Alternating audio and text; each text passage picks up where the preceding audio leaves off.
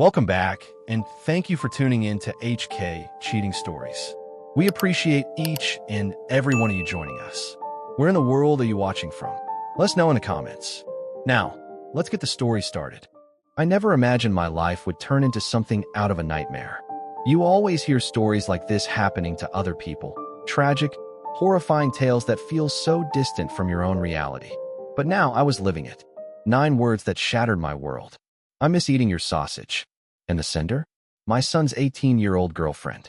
That was the moment everything changed. That was the moment I realized I had been living a lie.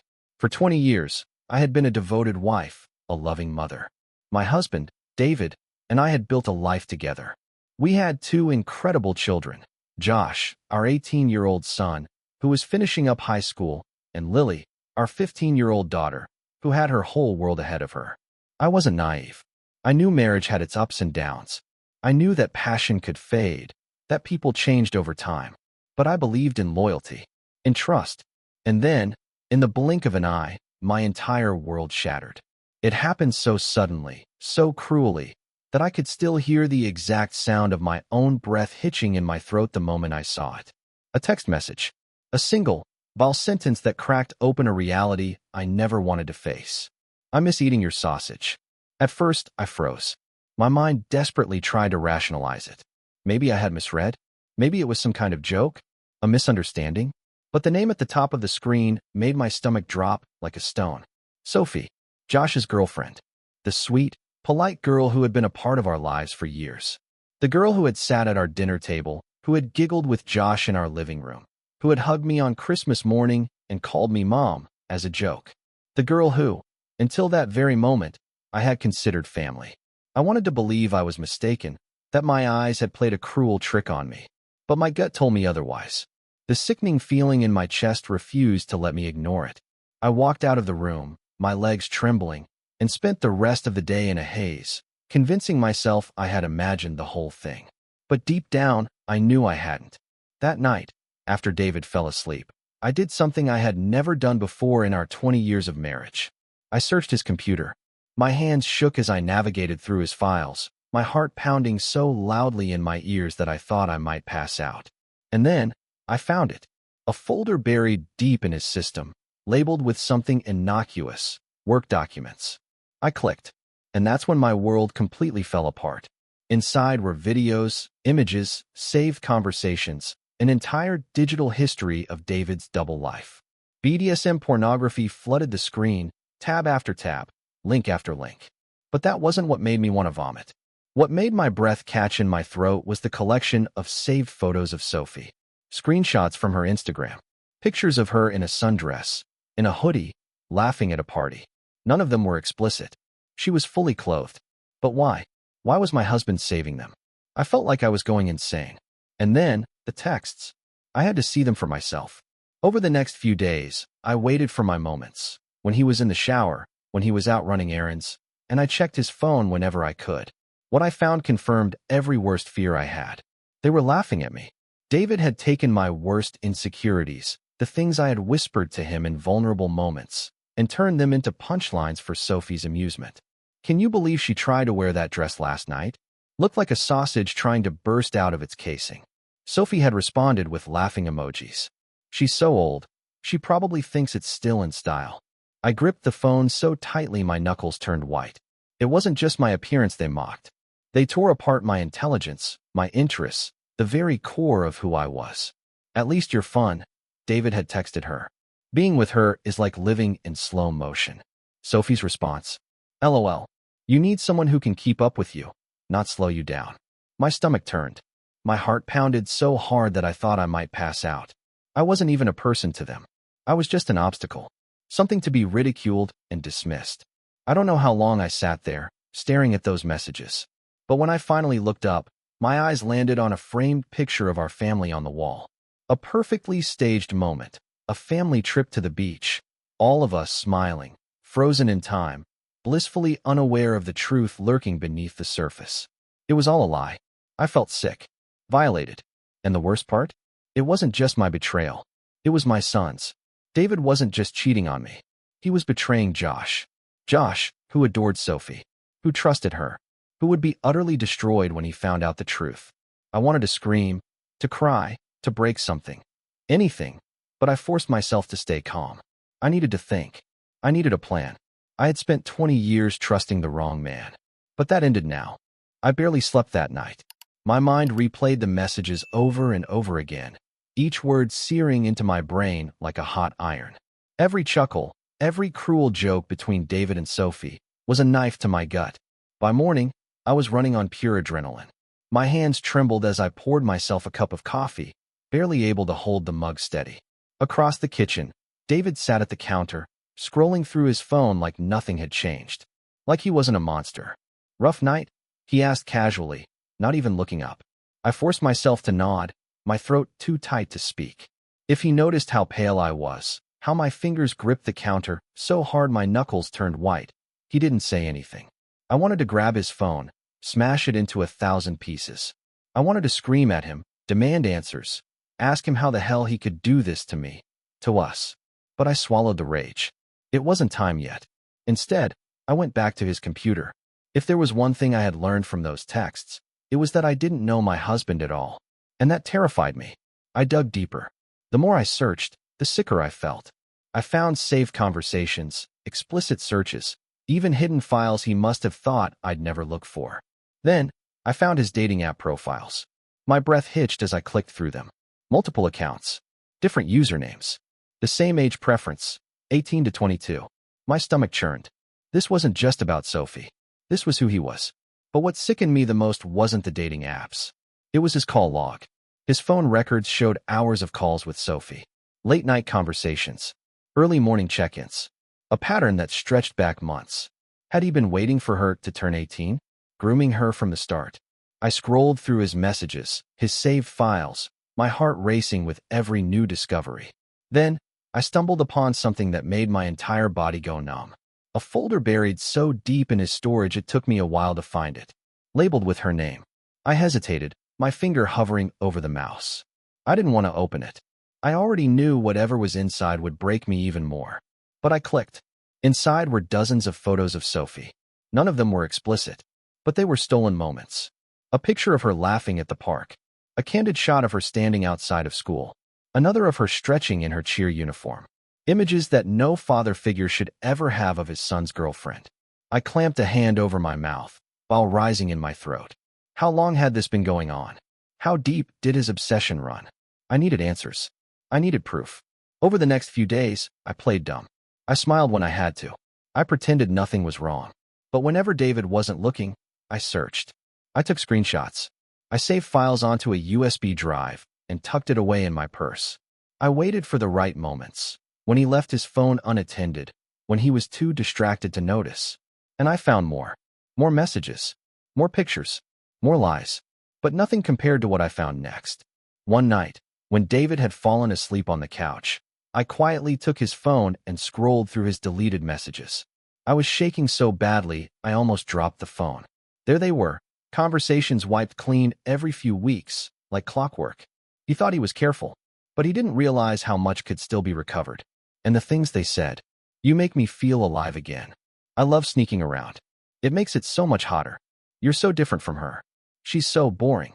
Then, a text from Sophie that made my blood run ice cold. "I want to be yours completely." I had to put the phone down. My vision blurred, my entire body trembling with fury, with disgust. This was real. This was happening. I squeezed my eyes shut, gripping the edge of the table, willing myself to breathe. This wasn't just some midlife crisis. This wasn't some stupid, meaningless affair. David had groomed her. And now, I had to face the impossible truth. My husband, the father of my children, was a predator. A wave of nausea hit me so hard I had to run to the bathroom, barely making it in time before I threw up. How had I been so blind? I thought back to all the times David had smiled at Sophie across the dinner table. The way he'd always been so interested in her life. The way he lingered when she spoke. Had it always been there? Had I just been too blind, too trusting to see?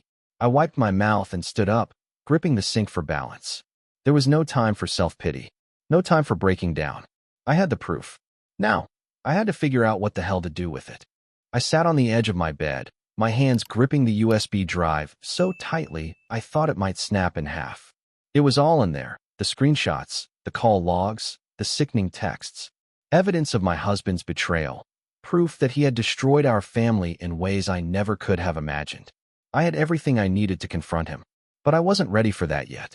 Because before I could deal with David, I had to deal with Josh. And that terrified me more than anything. How do you tell your son that the girl he loves, the girl he's planned a future with, has been sleeping with his father? How do you look into his bright, trusting eyes and shatter his world with the truth? I gripped my stomach, feeling like I might throw up again. Josh had always been a good kid. Loyal. Loving. The kind of boy who believed in fairy tale romances, in lifelong devotion. He had fallen for Sophie hard. She was his first love. And now, I was about to rip that love away from him. The thought was unbearable. I took a deep breath, forcing myself to focus. I needed to figure out how to do this right. I couldn't just blurt it out. I couldn't drop it on him like a bomb. I had to be careful, gentle, but at the same time, I couldn't sugarcoat it. I owed him the truth, no matter how much it would hurt. As I sat there, lost in thought, my phone buzzed on the nightstand. I glanced at the screen. David. For a brief moment, I considered answering. But I already knew what he wanted. He'd noticed something was off. He could feel the shift in the air. He was probably trying to gauge how much I knew. I let the call go to voicemail. Instead, I did what I had been dreading all morning. I called my brother. Emma. Mike's voice was immediately concerned. Are you okay? I swallowed, gripping the phone like a lifeline. I need your help. There was silence on the other end. Then his voice turned sharp.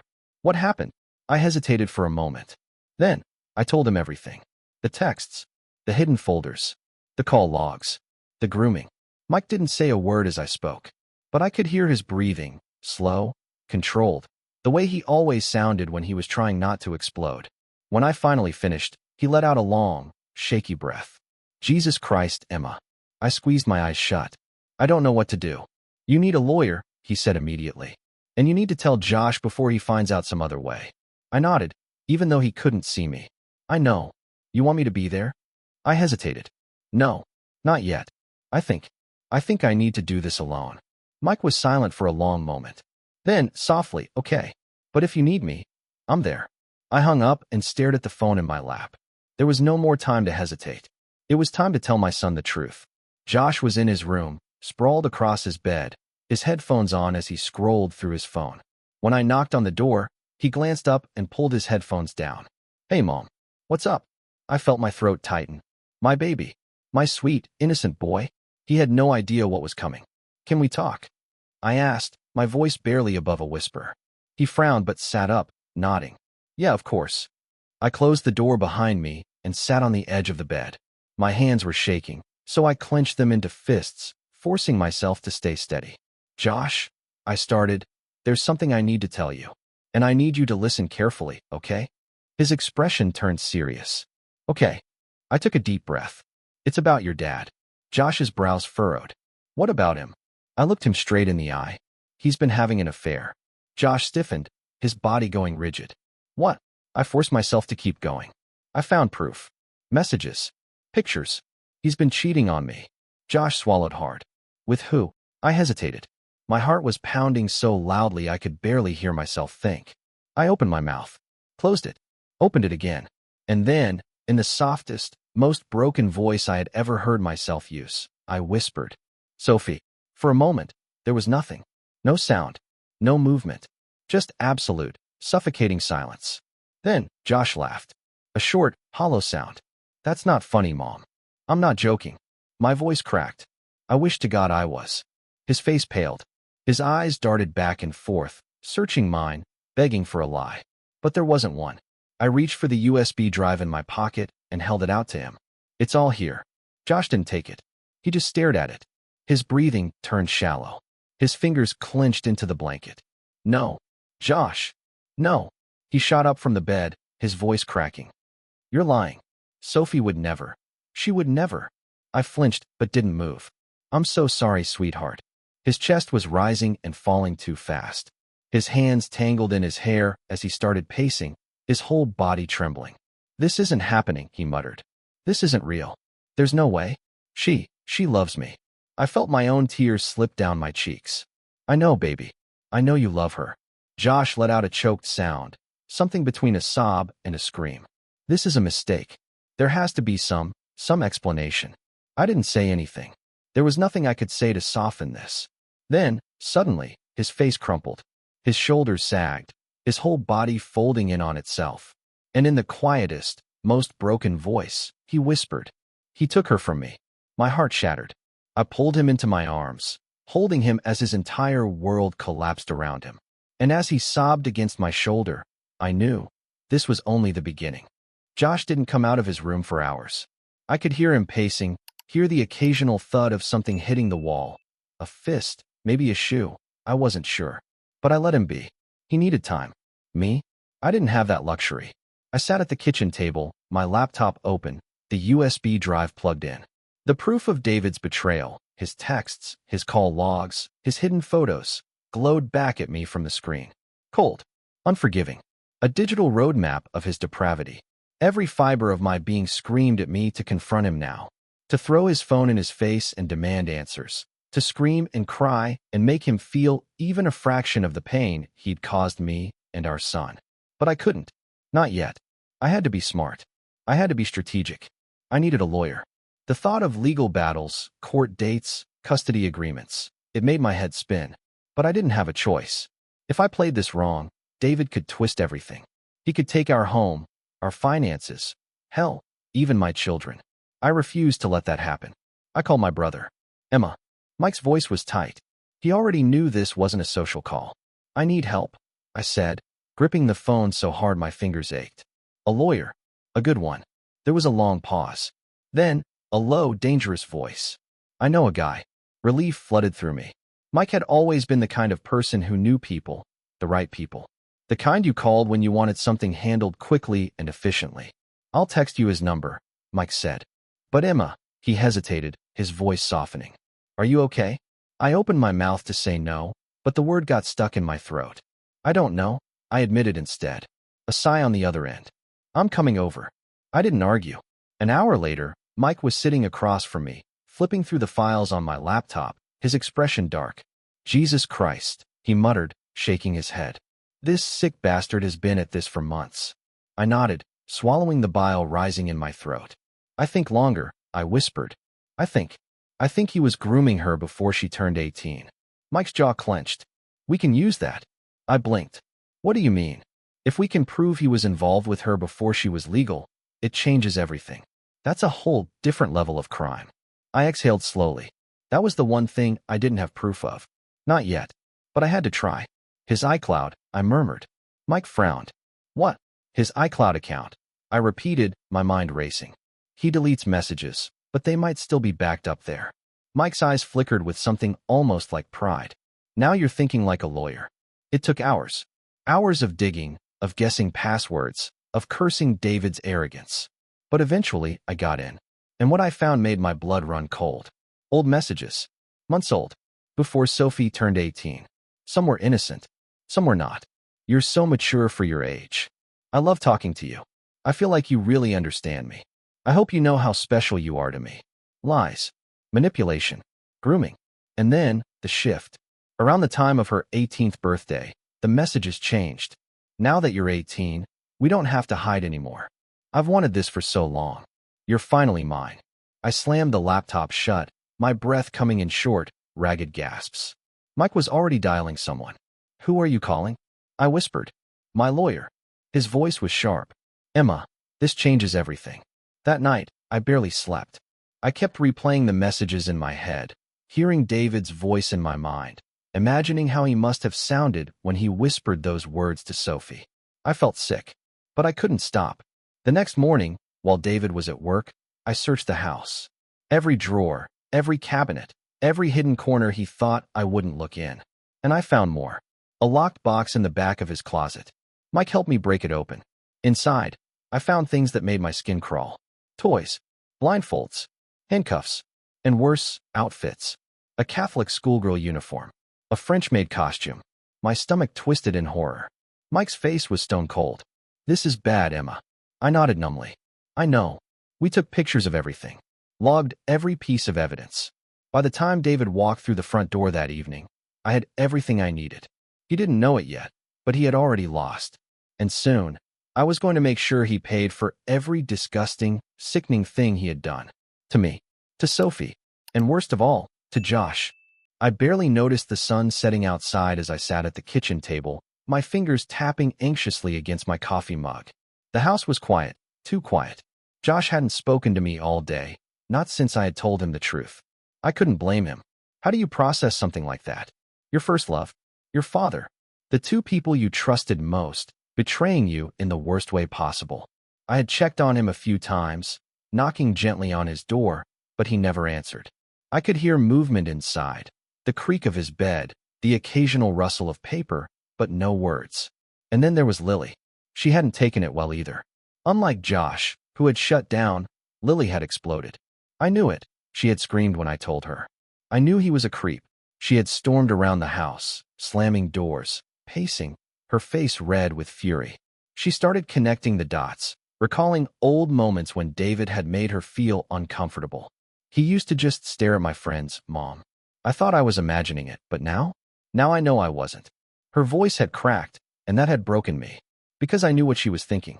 If he had been grooming Sophie, had he ever looked at Lily that way? I had no answers for her, and that made me feel like I had failed as a mother. Now, as I sat there, staring blankly at the table, I heard soft footsteps behind me. I turned, my heart squeezing as I saw Josh standing in the doorway. His eyes were red, his face pale, but there was a quiet determination in the way he held himself. Where is he? His voice was hoarse. I swallowed hard. Still at work. Josh's jaw clenched. I want to see the proof. I hesitated, but then I reached for the laptop. Are you sure? His nod was sharp. I need to see it with my own eyes. I took a deep breath and opened the files. I watched as he leaned forward, scanning the messages, the photos, the call logs. His hands tightened into fists at his sides, his breathing growing shallow. Then, he clicked on one of the messages. At least you're fun. Being with her is like living in slow motion. Josh inhaled sharply. His hands trembled. Then, without warning, he grabbed the laptop and threw it across the room. It crashed against the wall, the screen shattering on impact. Lily came running into the kitchen. What the hell was that? But Josh wasn't listening. His chest was heaving, his entire body shaking as he buried his face in his hands. He took everything from me. He choked out. He took her from me. And she let him. I rushed to him, wrapping my arms around him. He stiffened at first, then collapsed against me, his body racked with silent sobs. Lily stood frozen, her lips pressed into a thin line. When she spoke, her voice was ice. I want to kill him. Josh let out a humorless laugh. Get in line. I pulled away slightly, my hands cupping his face. Josh, listen to me. This isn't your fault. None of this is your fault. He shook his head. It doesn't matter. It still happened. My heart broke all over again. Then, suddenly my phone buzzed. We all froze. I reached for it with shaky fingers. David. I stared at the screen, my pulse hammering. Josh looked at me, his eyes dark. Are you going to answer it? I hesitated, then shook my head. No. Lily scoffed. Coward. I ignored her. Instead, I turned to Josh. I think we should go. His brows furrowed. Go where? My brother's. Just for tonight. Just until I figure out the next step. Josh swallowed hard. And what's the next step? I took a deep breath. Divorce. Restraining order. Exposing him for who he really is. Lily smirked coldly. About time. Josh, however, didn't look relieved. He looked lost. Mom. His voice cracked. What if he comes after us? A shiver ran down my spine. I hadn't let myself think about that yet. David had never been violent. But the way he had spoken to Sophie in those texts, the way he had manipulated her, it made me wonder what else he was capable of. What if he didn't let us leave? What if he fought back? I met my son's gaze, forcing my voice to stay steady. Then we'll be ready. Lily grabbed her backpack. I'll start packing. Josh ran a hand through his hair, exhaling shakily. Yeah, okay. And just like that, we started running. Because I knew, deep down, this wasn't going to end quietly. David wasn't going to let us go without a fight. We packed in under an hour. Lily threw essentials into a duffel bag with sharp, angry movements, stuffing clothes into the fabric like she was personally punishing them. Josh moved slower, his face blank, his hands unsteady. Every now and then, he would stop and stare at something. A picture frame, his football jersey, a book Sophie had once given him, before shaking his head and continuing. I kept myself busy.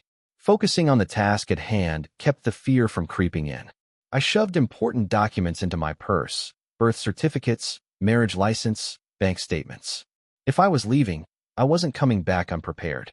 The entire time, my phone buzzed nonstop. David. Calling. Texting. At first, I ignored it. But as we were heading out the door, something inside me snapped. I needed to face him. I needed to see him when he realized he had lost everything. Take the kids and go, I told Mike when we pulled up to his house. He frowned. What? No, you're not doing this alone. I have to, I said, gripping his arm. But don't worry, I'm not going to our house. I'll do it over Zoom. That way, if things go south, I can just end the call. Mike still didn't like it, but he sighed and nodded, motioning for Josh and Lily to get inside. Be careful, he muttered. I just gave him a tight smile before driving off to a nearby parking lot, my hands shaking on the wheel. I set up the Zoom call in my car, parking far away from any prying eyes. The second I hit join, my heart pounded so loudly I could barely hear the ringtone. Then he appeared. David's face flickered onto the screen, his expression tight, his hair disheveled, like he had been running his hands through it all day. His eyes were wide, wild. Emma, he breathed, his voice strained. Where are you? I kept my face blank. We're not home. His eyes narrowed. What the hell is going on? I took a slow breath. I know, David. His jaw clenched. Know what? I tilted my head. Don't do that. Don't pretend. Don't insult my intelligence. I found everything. His face turned red instantly. You're jumping to conclusions. I let out a sharp laugh. Jumping to conclusions?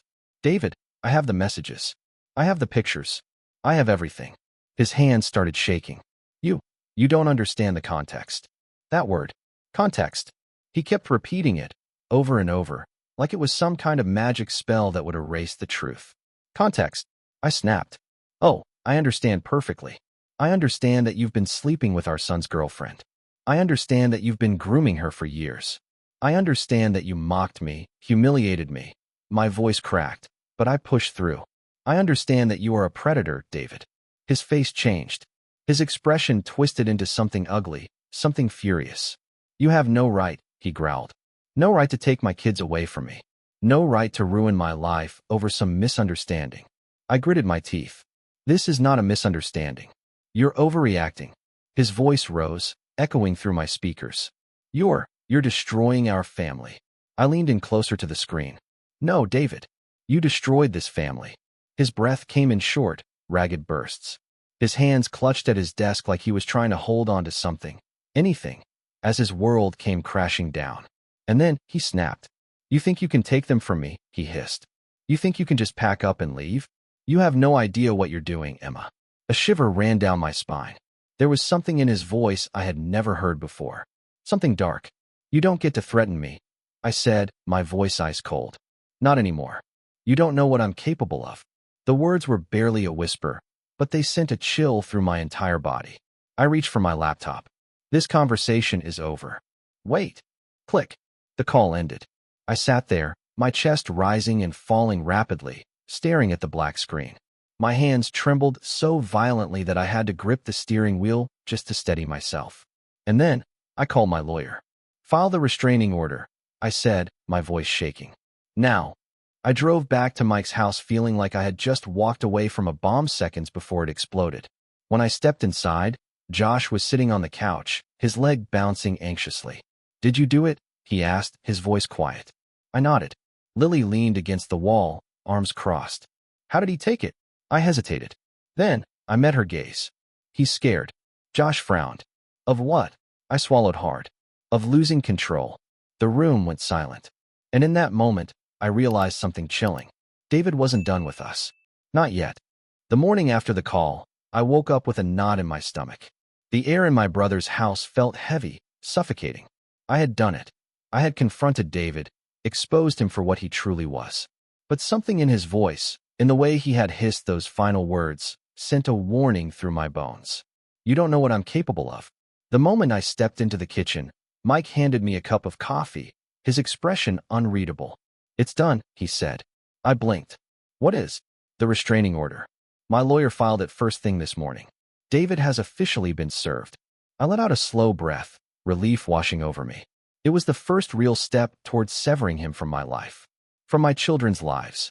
Lily strolled in, grabbing an apple from the counter. So what now?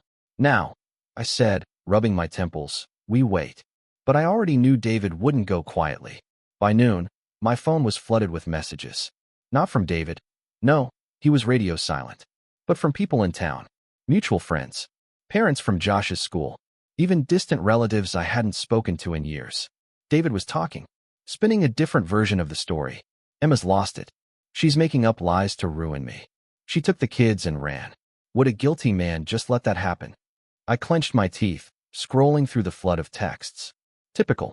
Lying. Deflecting. Playing the victim. My blood boiled, but I refused to engage. Instead, I focused on what mattered, building my case. Mike's lawyer worked fast. We compiled everything: screenshots, text logs, proof of financial infidelity.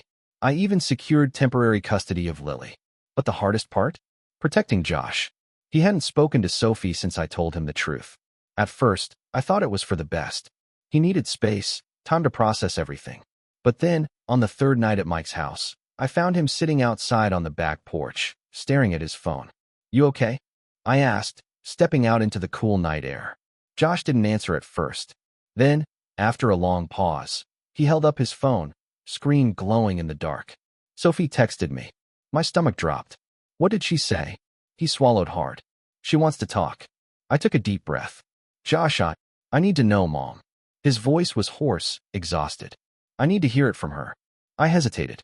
The mother in me wanted to protect him, to keep him as far away from this nightmare as possible.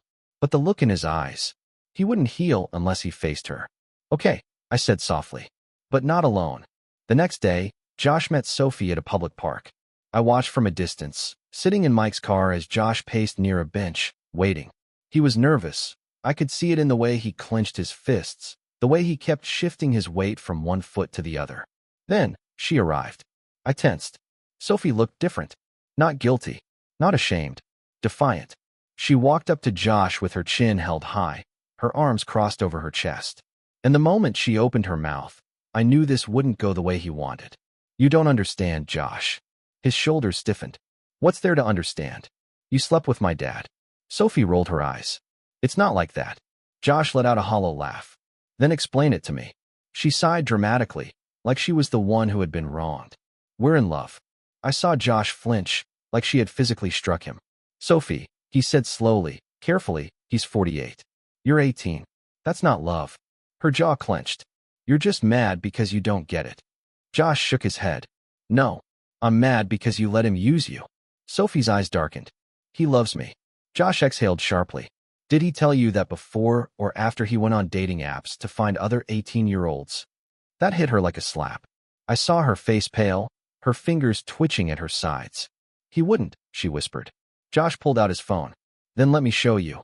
She didn't take it. She just stood there, frozen, staring at the screen like it held a truth she wasn't ready to see. Then, suddenly, her expression hardened. "This is your mom's fault," she snapped. "She's manipulating you." Josh let out a bitter laugh. "Are you hearing yourself?" But Sophie wasn't listening anymore. She turned on her heel and stormed off, leaving Josh standing there, alone, his breath coming in sharp, uneven bursts. I got out of the car and rushed to him, placing a hand on his back. "Are you okay?" He didn't look at me. "She's gone," he murmured. But I don't think she ever really cared. Tears pricked my eyes. I wanted to tell him that wasn't true, that she had just been manipulated, just like all of us. But I knew it wouldn't help. Not yet. Maybe not ever. That night, after we got home, my lawyer called. "Emma," he said, his voice unreadable. "We have a problem." I gripped the phone. "What now?" There was a pause. Then, "David is fighting for custody." The room spun. Custody? Of who? Josh was 18. Which meant. I turned to Lily, who was sitting on the couch, scrolling through her phone. She glanced up at me, frowning. "What?" I clutched the phone tighter. "He's coming for you." Lily's expression turned to stone. "Let him try." I barely slept that night. Every time I closed my eyes, I saw David's face from the Zoom call, flushed with anger, wild with desperation. I heard Sophie's voice echoing in my head. "We're in love." And worst of all, I kept seeing the look on Josh's face after she walked away, shattered, hollow. But none of that compared to the sheer rage I felt when my lawyer called and told me David was fighting for custody of Lily. Custody of the daughter who despised him. The daughter who now questioned every interaction she had ever had with her own father. I sat in the living room, phone clutched in my shaking hand, as the weight of it all pressed down on me. Lily sat across from me, legs crossed, her face unreadable. "He thinks he can win," she scoffed, tossing her phone onto the couch beside her. That's hilarious. I wished I could share her confidence. But I knew David. I knew how manipulative he could be, how he twisted narratives to suit himself. And I knew that to the outside world, he still looked like the perfect husband, the devoted father. Lily sighed, leaning forward. "Mom, I'm 15. He can't force me to live with him if I don't want to." She was right. At her age, the courts would take her wishes into account. But the fact that David was even trying meant one thing. He wasn't giving up. And that terrified me. The next few weeks were a blur of legal battles. David filed for joint custody. We fought back with everything. Mike's lawyer was relentless, presenting the evidence I had gathered, his secret dating profiles, his texts with Sophie, the money he had spent on other women. But David was just as ruthless. He painted me as an unhinged, vindictive wife on a personal mission to ruin his life. He claimed I was poisoning our children against him, that I had manipulated Josh into hating Sophie, that I was trying to alienate Lily from him. The worst part? Some people believed him. Friends I had known for years refused to take sides. Some flat out avoided me, unwilling to acknowledge the ugly truth about the man they once admired. David, ever the charmer, made sure to look like the victim. He showed up to court in his sharpest suits, his hair neatly combed, his voice steady and composed. Meanwhile, I was exhausted, hollow, running on fumes. But I refused to break. Then, one day, my lawyer called with news that changed everything. "Emma," he said, "we got something." I sat up straighter, gripping the phone. "What?" He exhaled. "Sophie's mother reached out. She wants to help." My breath caught. Linda? After everything, after Sophie had turned against us, her mother was finally stepping in? "She's furious," my lawyer continued. "She said Sophie's been sneaking out to see David. She's been catching them together at hotels, at restaurants." He hesitated. "She's worried. She thinks Sophie is going to run away with him." My stomach twisted. Of course. David was losing control, losing his grip on everything. And if there was one thing I knew about him, it was that he couldn't handle losing. He had already lost his marriage. He had lost Josh. And now, with Lily refusing to see him, Sophie was the only person he had left. So, of course, he was clinging to her. But Linda was about to blow that up, too. "She's willing to testify," my lawyer said. "She'll tell the court that he's been seeing Sophie behind her back, that he's still manipulating her." It was exactly what we needed. If David thought he could walk away from this unscathed, he was wrong. The day of the final hearing, I walked into that courtroom with my head held high. David sat at the other table, his lawyer whispering in his ear, his expression tight. He didn't look at me. He didn't look at Lily. But when Linda took the stand, I finally saw something new in his eyes. Fear. She told the judge everything. How David had been sneaking around with Sophie for months. How he had continued to see her even after our separation. How Sophie had become obsessed with him, convinced that they were meant to be together. By the time she was finished, the courtroom was silent. And David? He looked small, pathetic, exposed. The ruling was swift. David's custody request was denied. I was granted sole custody of Lily, with restrictions placed on David's visitation. The judge also called for an investigation into his relationship with Sophie, which meant legal trouble was likely on the horizon for him. I should have felt victorious. But instead, all I felt was relief. Relief that it was over. Relief that Lily was safe. Relief that David was finally paying for what he had done. Josh never spoke to Sophie again. She tried. She texted, called, even showed up outside Mike's house once. But Josh refused to see her. I don't think he'll ever forgive her. Not because she fell for David's lies, but because, in the end, she chose to believe them. Lily, despite her tough exterior, started therapy. She admitted she had trouble trusting people now, that she second-guessed every compliment, every interaction with an adult man. That broke my heart. As for me, I was free. For the first time in 20 years, I could breathe without waiting for the other shoe to drop. David tried to call me once, Weeks after the case was settled, I let it ring. Then, I blocked his number. Because this was my new beginning, and I refused to let him be part of it. Looking back, I realized this wasn't just about betrayal. It was about power, about control, about the lies we tell ourselves to keep from seeing the truth. For years, I convinced myself that David was just distant because of work, that our marriage was simply going through a rough patch, that I wasn't being ignored, just overlooked. I see it now. I was settling for less than I deserved. And I'll never do that again. To anyone who hears my story, especially those who have spent decades in a marriage, thinking that time and history alone are enough to keep it together, don't ignore the signs. Trust your instincts. If something feels wrong, it probably is. Love should never feel like begging for attention, like shrinking yourself to avoid conflict. And most importantly, you are never too old to start over. I was married for 20 years. I gave my whole life to a man who didn't deserve it. And yet, here I am, standing on my own, stronger than ever. So if you're in a place where you feel trapped, where you feel unseen, know this. It's never too late to walk away. It's never too late to choose yourself.